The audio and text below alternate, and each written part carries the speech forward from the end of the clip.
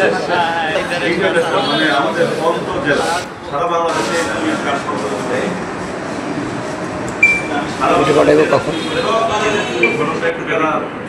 এরা শুধুমাত্র স্কুলে বেড়াতে চলে আসে সদরে এসে সমস্ত সরকারি স্কুলের তালা ভেঙে ভিতরে ঢুকে ওইখান থেকে ব্যাটারি সংগ্রহ করে তখন অটো ড্রাইভার জাকিরকে ফোন দেয় রাত ৩টার সময়। জাকির ওইখানে এসে ওই অটোতে করে তাদের ব্যাটারিগুলো উঠায় এবং এই আমাদের লালমোহন বাজারে ভাঙ্গারির ব্যবসায়ী মিজানুর রহমানের দোকানে ৪টার সময় নিয়ে আসে। ৪টার সময় মিজানুর রহমান এটাকে রিসিভ করার পরে কামাল এখানে যে আপনার এই আমাদের এই যে ব্রিজের ওই পারে যে রিসোর্টগুলো আছে, যে থাকার জায়গা আছে, সেই হোটেলগুলোতে সে অবস্থান করে এবং পরের দিন আপনার মিজানুর রহমান কি করে তার নামে ডেলিভারি দেয়। মানে সে আমাদের এখানে সদাগর ট্রান্সপোর্ট আছে, সদাগর ট্রান্সপোর্টে সে এই মালগুলো ঢাকায় পাঠায় দেয়। কীভাবে পাঠায়? ডেলিভারিও সে, রিসিভও সে, মানে সে এখান থেকে পাঠাইছে, গ্রাহক আসে এবং ওইখানে যে গ্রহণ করবে সে।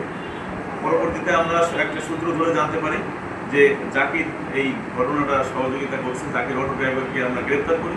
অটো ড্রাইভারকে গ্রেপ্তার করে আমাদের হেফাজতে আনাকালীন সময়ে আপনার কামাল তাকে ফোন দেয়। কামাল ফোন দিয়ে বলে আজকে রমাগঞ্জের প্রাথমিক বিদ্যালয়ে চুরি করবো, তুমি চলে আসো। তখন আমাদের পুলিশ সিভিলে এবং পার্শ্ববর্তীতে সিভিলের পাশাপাশি পোশাক দূরে থেকে আমরা একটা টিম পাঠাই। সেই টিম যায় তাকে গ্রেপ্তার করতে সক্ষম। তাকে গ্রেপ্তার করার পরে সে স্বীকার করে এবং চুরাই মাল যে আগের দিন যে চুরিটা করছিল, চুরি করে চুরাই মাল বিক্রি করছিল যে মিজানের দোকানে নিয়ে এসে মিজানের দোকান থেকে মিজানকে গ্রেপ্তার করা হয়। দুজনে অভিনয় করে, কোনো কিছু স্বীকার করে না। পরবর্তীতে তাদের মোবাইল ছিটিয়ে নেওয়া হয়। ছিটিয়ে নিয়ে তথ্য প্রমাণের ভিত্তিতে জিজ্ঞাসাবাদের সময় তারা কিছু অস্বীকার করতে পারে না। ওরা স্বীকার করে যে মিজানের মাধ্যমে মিজান স্বীকার করে যে হ্যাঁ, এই মাল আমরা পরস্পর সহযোগিতায় চুরি করছি এবং এটা ঢাকায় পাঠাইছি।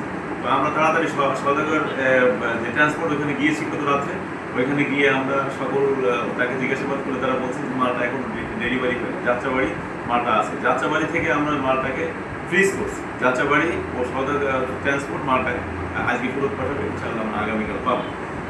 আসামিদের আজকে বিজ্ঞ আদালতে প্রেরণ করা হবে। আসামিরা তাদের দোষ স্বীকার করে স্বীকারোক্তিমূলক জবানবন্দি দেওয়ার জন্য ইচ্ছা প্রকাশ করছে।